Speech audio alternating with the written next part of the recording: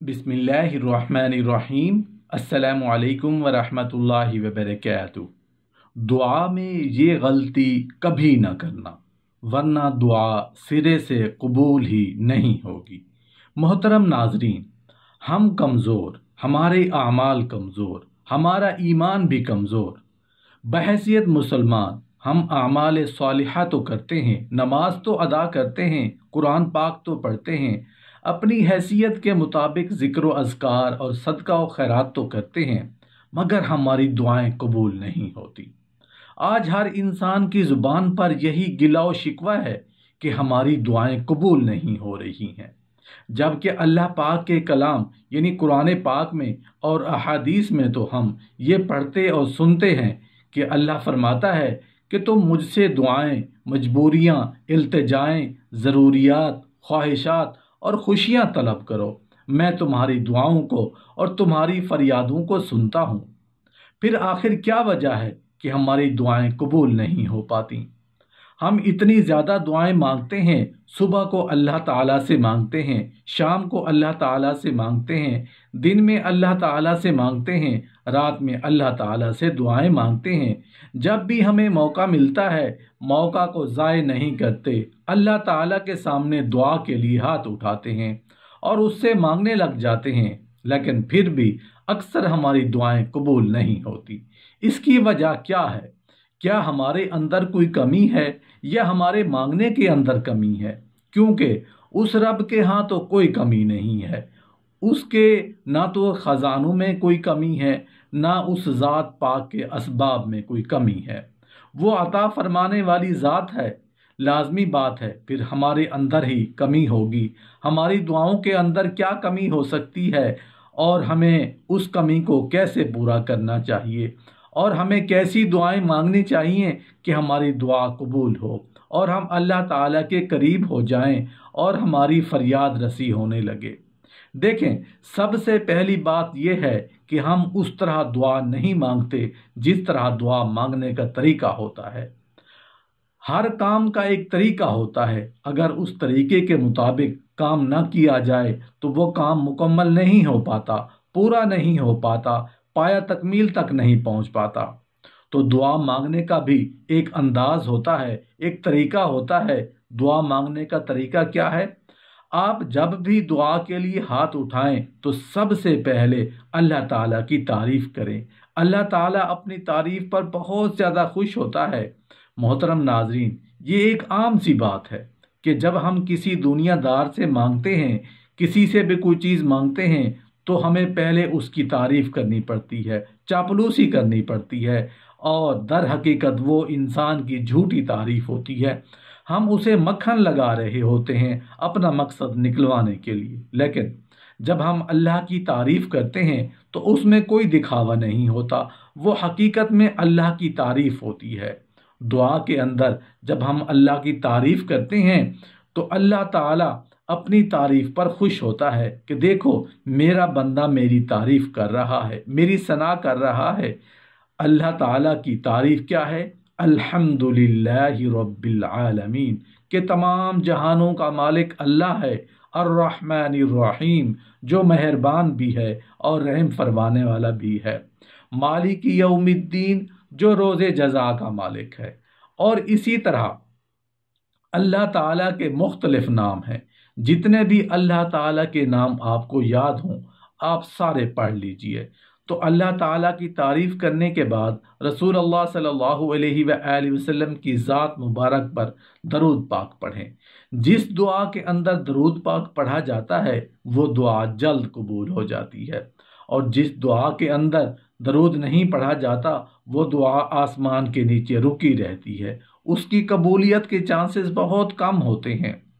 दुआ के अंदर हमारी एक कमी कह लें या कोताही कह लें जिससे शायद ही कोई बच पाया हो, वो ये है कि हम दुआ के अंदर गफलत करते हैं। दुआ में गफलत कैसे हो सकती है?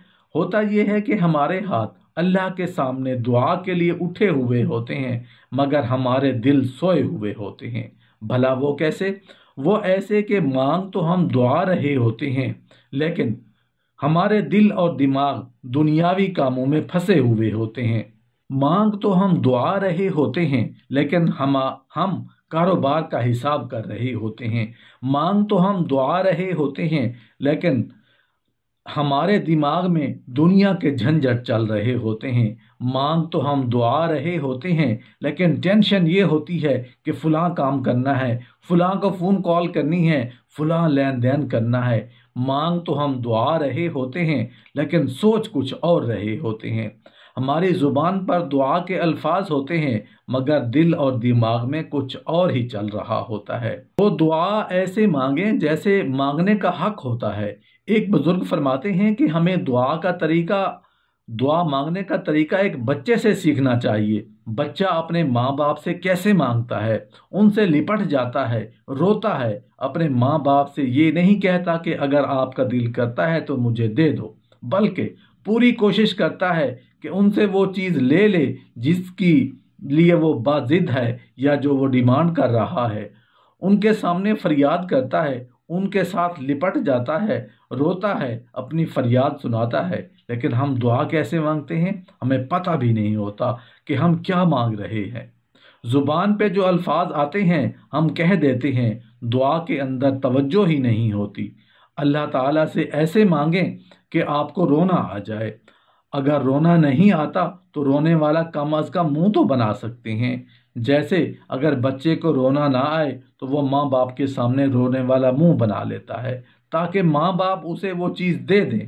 تو ایسے ہی اللہ تعالیٰ کے سامنے مانگیں، اور سب سے اہم چیز کہ کوشش کریں کہ ایسے وقت میں دعا مانگیں جس وقت میں دعائیں قبول ہوتی ہیں۔ فرض نماز کے بعد دعا قبول ہوتی ہے، تہجد کے وقت دعا قبول ہوتی ہے، 5 وقت کی نمازوں کے جو فرض ہوتے ہیں ان کے بعد ہم مختصر سی دعا مانگتے ہیں۔ ہماری توجہ ہی نہیں ہوتی ان اوقات کے اندر، ہمیں خصوصی طور پر دعائیں مانگنی چاہیے۔ اور اسی طرح تہجد کے وقت بھی اللہ تعالیٰ سے مانگیں، یقین کریں کہ اس کے ہاں کوئی کمی نہیں ہے۔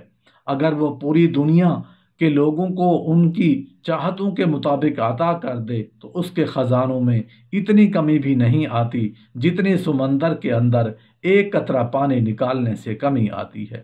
اتنی کمی بھی اس کے خزانوں میں نہیں آتی۔ اس کے خزانے لاجواب ہیں، لازوال ہیں، وہ تو عطا کرنے والا ہے۔ بس ہمارے اندر کمی ہے کہ ہم اس طرح دعا مانگتے نہیں جس طرح مانگنے کا حق ہوتا ہے۔ ایک سوال پوچھا گیا ہے کہ دعا مانگنے کا سب سے بہتر اور سب سے افضل اور اعلیٰ طریقہ کون سا ہے؟ جواب اس کا یہ ہے کہ سب سے پہلے بسم اللہ الرحمن الرحیم پڑھ کر دعا مانگنا شروع کریں۔ دعا مانگیں لیکن اپنے رب کائنات کی رحمتوں کا اور اس کے فضل، اس کی رحمت، اس کی دانائی کا شکریہ ادا نہیں کیا تو پھر کیا دعا مانگی؟ سب سے پہلے اپنے رب کی وحدانیت کا ذکر کریں۔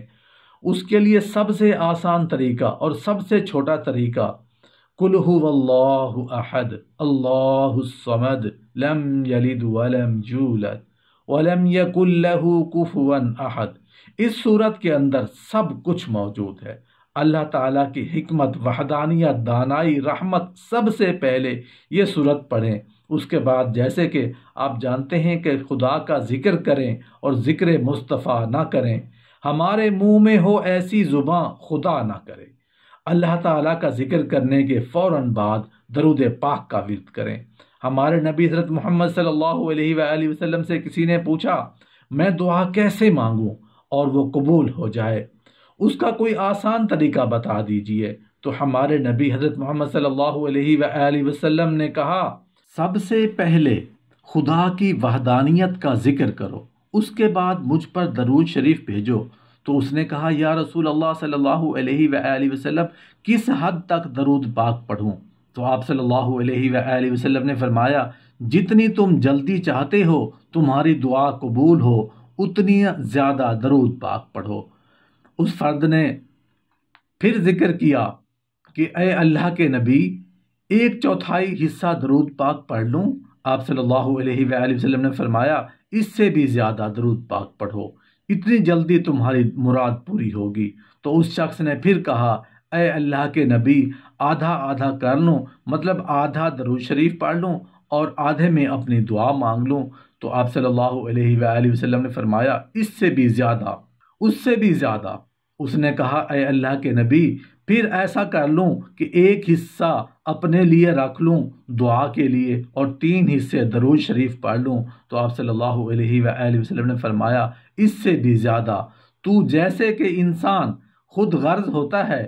اس نے کہا کہ اے اللہ کے نبی، پھر میری دعاؤں کا وقت کہاں جائے گا؟ تو آپ صلی اللہ علیہ وآلہ وسلم نے فرمایا تم درود پاک پڑھو اور اس کے بعد اپنی دعاؤں کی ذمہ داری مجھ پر چھوڑ دو۔